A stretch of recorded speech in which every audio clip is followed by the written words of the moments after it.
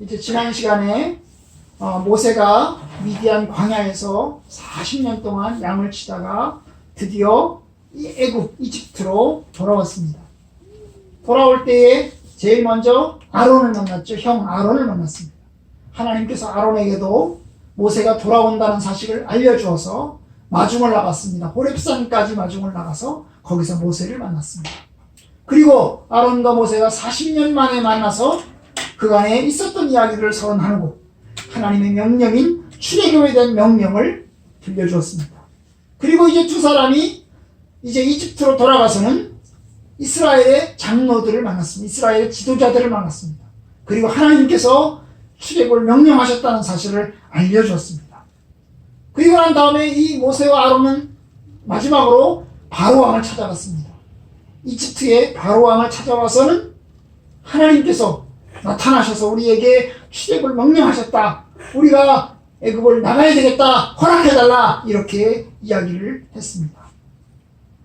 그랬더니 바로왕이 뻥치냐? 나는 여호와가 누군지 모른다. 그러면서 허락해주지 않았습니다. 아주 단칼에 여호와가 누구냐? 내가 왜 보낸단 말이냐? 그러면서 허락하지 않았어요. 바로왕은 하나님을 믿는 사람이 아니었기 때문에 하나님을 인정하지 않았기 때문에 허락하지 않았던 것입니다. 이제 모세는 그런 상황 속에서 바로에게 또 이야기를 합니다. 뭐라고요? 우리가 가야 되겠습니다. 여호와가 누구냐? 그랬더니 모세가 뭐라고 그랬냐면 히브리인의 하나님이 나타나셨습니다. 히브리 사람들의 하나님이 나타나셨습니다. 그러니까 여호와는 누구예요? 히브리 이스라엘 사람들의 하나님. 이스라엘 사람들이 섬기는 하나님이에요. 자, 이집트 사람들이 섬기는 신이 따로 있고 이스라엘 사람들이 섬기는 신이 따로 있는데 이 여호와 하나님은 이스라엘 사람들이 섬기는 하나님인 거죠. 여호와이십니다. 그래서 우리 히브리인들의 하나님이 나타나셨습니다. 너희들이 광야로 가서 제사를 지내라. 너희들이 출애굽해라 하고 말씀하셨습니다. 그러니 바로왕이시여 허락해 주세요. 바로왕이시여 우리가 나가서 광야로 나가서 제사를 드릴 수 있도록 허락해 주십시오 라고 이야기했어요. 여러분, 모세와 아론이 바로왕을 찾아가서 협박한 게 아니에요. 야, 우리 안 내보내면 너 죽을 줄 알아? 이렇게 협박한 게 아니에요. 우리가 나갈 수 있도록 허락해 주세요. 아주 공손하게 이야기를 한 것입니다. 아주 공손하게, 겸손하게 설득하는 자세로 이야기를 시작을 했습니다. 모세와 아론은 큰 소리를 친 것이 아닙니다. 협박한 것이 아닙니다. 그냥 가도록 허락해 주세요 라고 부탁을 했어요. 부탁을. 왜냐? 그래야 될 것 같아서. 그래야 왕의 허락을 얻어낼 수 있을 것 같아서. 아마 그랬겠죠, 그죠? 그래서 허락 부탁했어요. 그런데 왕은 단칼에 허락을 무시해버렸죠, 그죠? 안 된다. 나는 안 된다. 너희들을 도대체 내보낼 수 없다. 그렇게 이야기를 했어요. 아주 완고하고 거만하게 대답을 했어요. 모세와 아론은 겸손하게 부탁하면서 요청을 했는데 바로왕은 아주 거만하고 교만하게 안 된다고 했어요. 왜? 바로왕은 생각했을 거예요. 나는 온 세계의 왕이다. 나는 온 세계의 지배자이다. 따라서 내 말을 들어야지. 내 말을 안 들으면 안 돼. 라고 이야기를 했던 것입니다. 사실 지금도 나라들 간에도 큰 나라가 있고 작은 나라가 있는데요. 여러분, 큰 나라는 아주 큰 소리를 탕탕 칩니다. 자기 마음대로 행할 때가 많습니다. 그런데 작은 나라는 어떻게 해요? 눈치 봐요. 큰 나라 눈치 봐요. 그런 일들이 가끔씩 있죠, 그죠? 있어요. 그런데 바로 이 바로왕은 그런 아주 거만하고 교만한 자세로 이야기를 한 것입니다. 그러면서 이야기했어요. 야, 이놈들아, 너희들 일하기 싫어서 그런 거지? 그리고는 바로왕이 명령을 내렸어요. 뭐로 명령을 내렸을까요? 바로 이스라엘 사람들에게 일을 시키는 감독관들을 불렀습니다. 이스라엘 사람들에게 일을 시키는 감독관들을 불렀어요. 그 감독관들을 불러서 그리고 기록하는 사람들, 일을 얼마나 했나 검사하는 사람들을 불러가지고 뭐라고 얘기했냐면, 이봐라, 저 이스라엘 사람들에게는 벽돌을 만드는데 재료를 주지 말아라. 재료를 자기들이 직접 가서 구해오도록 하여라. 그리고 동시에 벽돌을 만드는데 벽돌 이전처럼 똑같이 하루에 100장이면 100장, 50장이면 50장 똑같이 만들도록 하여라. 재료도 자기네들이 구해오게 하고 그 다음에 만드는 양도 똑같이 만들도록 하여라. 명령을 내렸어. 옛날에는 재료를 주면서 재료를 다 갖다 주면서 하루에 100장 만들라고 했어요. 그럼 재료를 갖다 주니까 하루에 100장을 만들었어요. 그런데 재료가 없어요. 재료를 자기들이 직접 구해와야 돼요. 재료를 구해오면서 100장을 만들려고 하면 재료를 구하는 시간만큼 벽돌을 못 만들잖아요. 그런데 재료를 구하는 시간만큼 빼주지 않고 벽돌을 똑같이 100장씩 만들라고 했어요. 그럼 어떻게 맞출 수 있어요? 아침 9시부터 저녁 6시까지 일해서 하루에 100장을 만들었다면 이제는 구해와가지고 만들려고 하면 아침 9시부터 밤 11시, 12시까지 일을 해도 못 만들 가능성이 커요. 그렇죠? 시간 더 길게, 더 많이 잡고서 일을 해야 돼요. 왜? 재료를 구해와야 되니까.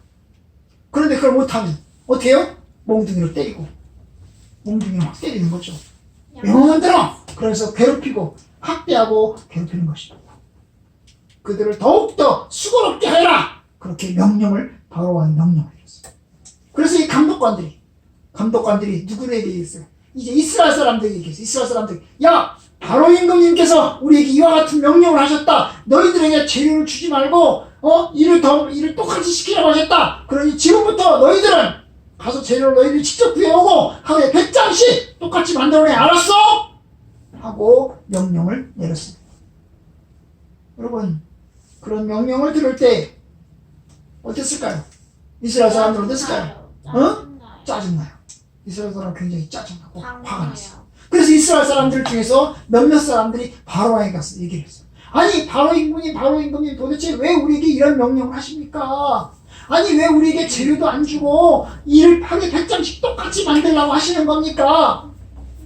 그랬더니 바로왕이 뭐라고 했냐면 야, 이놈들아, 너네들 일하기 싫으니까 저 출애굽한다고 그러지? 너네들 지금 일하기 싫어서 게을러 빠져가지고 말이야 벽돌 만들기 싫으니까 말이야 너희들 일하기 싫으니까 저 출애굽해서 자기 간다고 그러는 거잖아. 하나님께 제사 지내고 하나님께 예배 드린다고 그러는 거잖아. 야, 이놈 시키더라. 띵소리 마이마 이래 그러면서 이야기를 했어요. 여러분, 사실 예수 안 믿는 사람들은 일요일날 성도들이 교회 가는 거에 대해서 못마땅해요. 지금은 그래 우리나라가 많이 좋아졌어요. 왜요? 지금은 주 5일 동안 일을 해요. 주 5일 동안 일을 해요. 월요일부터 금요일까지. 그리고 토요일날 쉬고 주일날 쉬게 해요. 목사님이 어릴 때는 일요일이라는 게 없었어요. 그냥 쉬면 쉬는 거고 일하면 일하는 거예요. 아무 때나 일하는 거예요. 뭐 쉰다고 해서 특별히 쉬는 것도 아니에요. 응? 여러분, 시골에서 농사 지는 사람들은요 일요일이 없어요. 시골에서 농사 지는 사람은요 비가 오면 쉬는 거고 비가 안 오고 날씨가 좋으면 일하는 거예요. 일요일 날도 월요일 날도 토요일 날도 비가 안 오면 일하는 거고 비가 오면 쉬는 거예요. 왜? 시골은 일손이 모자라니까 밭에 가서 일을 해요. 날씨가 좋으면 일을 해요. 그래서 쉬는 날이 없는 거예요. 바로 왕의 시절에 그랬어요. 하나님을 안 믿으니까 아무 때나 일을 막 시킨 거예요. 토요일이 있겠어요? 주일이 있어요? 안식일이 있겠어요? 뭐가 있어요? 아무것도 없어요. 그냥 계속해서 일을 시키는 거예요. 계속 일을 시켜. 그 노예라는 거야. 노예는 자유가 없어요. 그죠? 노예는 자유가 없어요. 아침에 가서 저녁까지 일하고 나는 집에 가서 쉴게요. 없어요. 노예는 어떻게 해요? 밤에도 일을 해야 돼요.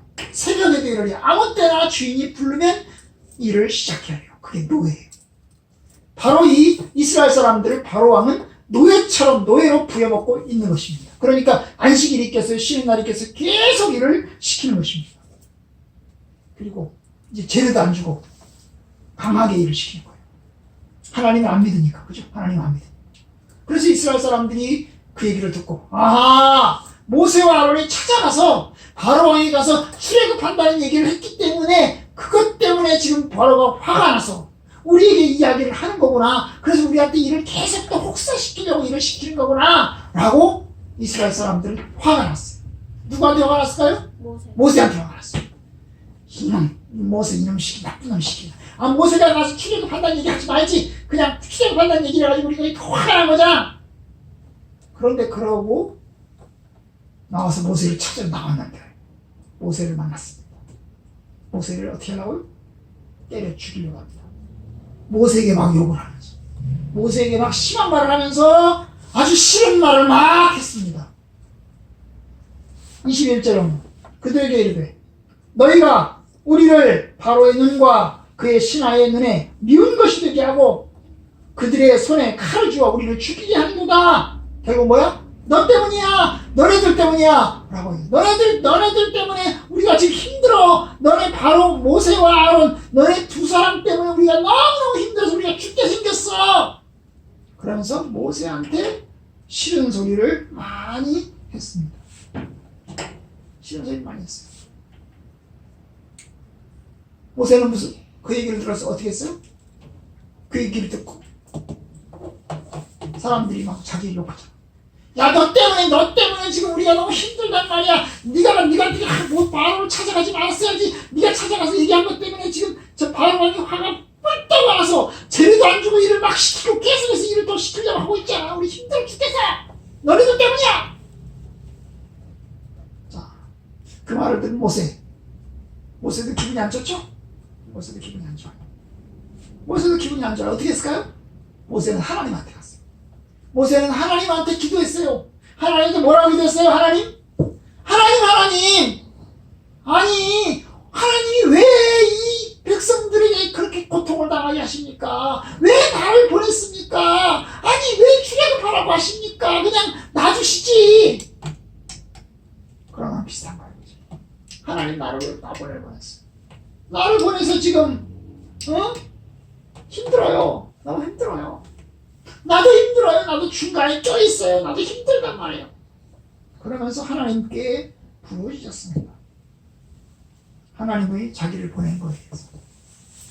그리고 이스라엘 백성들이 지금 원망하는 거에 대해서 하나님께 부르짖었습니다. 그러자 하나님 다시 말씀하십니다. 다시 말씀하세요. 6장 1절이 우리가 읽은 내용이에요. 여호와께서 모세에게 이르시되 이제 내가 바로에게 하는 일을 네가 보게 될 거다. 강한 손으로 말미암아 바로가 그들을 보내리라. 강한 손으로 말미암아 바로가 그들을 그의 땅에서 쫓아낼 것이다. 하나님 다시 한번 약속합니다. 모세야, 이제 내가 바로에게 능력을 행할 것인데, 아주 강한 손으로 능력을 행할 것인데 그걸 네가 보게 될 거야. 그러면 이제 그 바로 왕이 결국 이스라엘 백성들을 출애굽시키고야 말 것이다. 걱정하지 마라. 내가 너와 함께 할 것이다. 능력의 손을 펼치실 것이다. 그러니까 바로가 보내게 될 거야. 낙심하지 마. 원망하지 마. 힘을 내라. 그런 거죠. 그래서 하나님이 또 얘기했어요. 뭐라고 얘기했을까요? 내가 말이야 더 큰 계획이 있어. 내가 이스라엘 백성들이 하는 큰 계획이 있어. 큰 계획이 뭘까? 큰 계획은 이스라엘을 출애굽시켜서, 출애굽만 시키는 게 아니고 출애굽을 시켜서 그 다음 어떻게 해요? 그들을 나의 백성으로 삼고, 이스라엘을 나의 백성으로 삼고 내가 그들의 하나님이 되어서 그 다음 그들을 가나안 땅, 약속의 땅으로 그들을 데리고 가서, 그리고 그 땅에서 그들을 기업으로 주어서 그들이 그 땅에서 계속해서 살게 할 거야. 영원히 그 약속의 땅으로 줄 것이다. 하나님이 그렇게 약속을 하셨습니다. 엄청난 계획이에요. 하나님은 불평하는, 그리고 궁지에 빠진 모세에게 더 놀라운 계획을, 더 크고 놀라운 계획을 보였어요. 사실 모세는 궁지에 빠졌어요. 바로왕에게 찾아갔다가 바로왕이 안 들어주면서 바로왕이 화가 나고, 그것 때문에 백성들에게 더 고난이 오게 됐고, 결국 그 고난 때문에 모세에게도 어려움이 찾아왔어요. 그런데 하나님은 어떻게 하세요? 하나님은 궁지에 빠진 그 모세를 힘을 주시고 새로운 계획을 알려주세요. 놀라운 계획을 알려주세요. 그래서 이제 그 계획을 가지고 다시 한번 하나님께서 새롭게 일을 하게 하시려고 합니다. 모세는 얘기합니다. 하나님, 나는 말을 못해요. 하나님, 나는 입술이 둔해요. 나는 이 말을 잘 못한단 말입니다. 아니, 바로 왕도 설득을 못했는데 어떻게 이스라엘 사람들을 설득하겠습니까? 나는 일을 못해요. 나는 잘 못해요. 걱정하지 마. 내가 너와 함께 할 거야. 내가 너를 통해서 하나님의 선한 일을 이끌 거야. 나의 강한 손으로 이스라엘 백성들을 건져내서 그들을 약속의 땅으로 데리고 갈 거야. 라고 이야기를 하셨어요. 여러분, 우리 사람도 늘 좋은 건 아니에요. 사람은 변해요. 아침과 저녁이 달라요. 화가 날 때도 있고요. 기분이 좋을 때도 있어요. 기분이 좋았다가도 화가 나고, 화가 났다가도 기분이 좋아요. 사람 변해요. 근데 하나님은 변하지 않아요. 하나님은 변하지 않으세요. 변하지 않는 하나님을 우리가 믿는 거예요. 그리고 그 변화의 계획을 가지고 있어요. 우리는 요만큼의 계획을 가지고 있다면 하나님은 요만큼의 계획을 가지고 있어요. 맞아요. 엄마 아빠도 마찬가지예요. 여러분, 내가 나를 바라보는 그릇은 요만해요. 그런데 엄마 아빠는 이만한 그릇을 가지고 나를 바라보세요. 그래서 우리가 생각지 못한 일들을 하게 하세요. 부모님이 방과후반에 집어넣는 것도 그런 거예요. 그죠? 나는 이만큼만 있으면 되는데 부모님은 이만큼한 것을 가지고 우리에게 접근하세요. 그게 부모님이세요. 하나님도 그래요. 하나님도 우리 하나님도 우리는 우리 자신을 이만큼만 생각하는데 하나님은 크고 놀랍게 우리를 바라보세요. 이스라엘을 출애굽시키는 것만이 아니라 하나님 백성 삼고 가나안 땅으로 데리고 와서 그들을 영원히 그곳에서 머물게 하시겠다고 약속하시는 것입니다.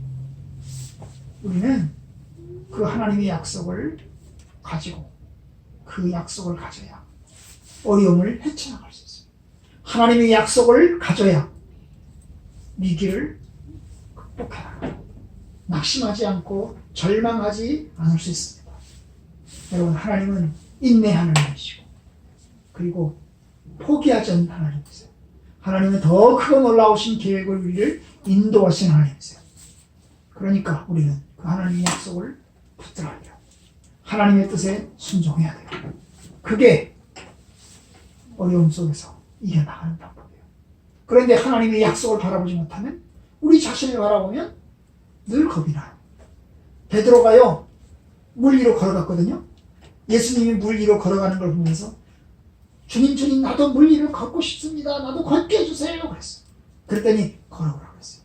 그래서 베드로가 물 위를 걸어갔어요. 갈릴리 바다 위를 예수님처럼 걸어갔어요.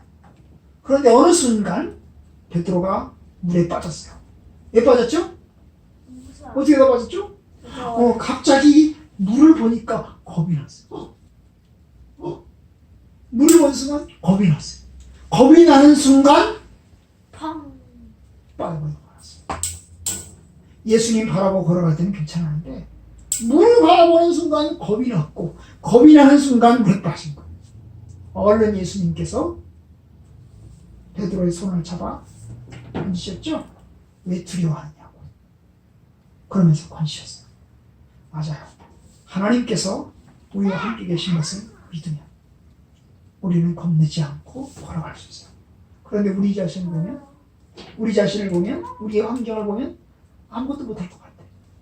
그래서 하나님 앞에 아이고 무서워요. 나는 겁이 나요. 나 어떻게 하지요? 그런데 하나님께서 약속하세요. 내가 너와 함께 할 거다. 너에게 더 큰 계획을 가지고 있다. 그 계획을 이루실 거야. 저와 여러분들은 그 하나님의 계획을 알고 하나님의 계획을 붙들고 믿음으로 잘 감당해 나갈 수 있기를 주의 이름으로 축원합니다. 아멘.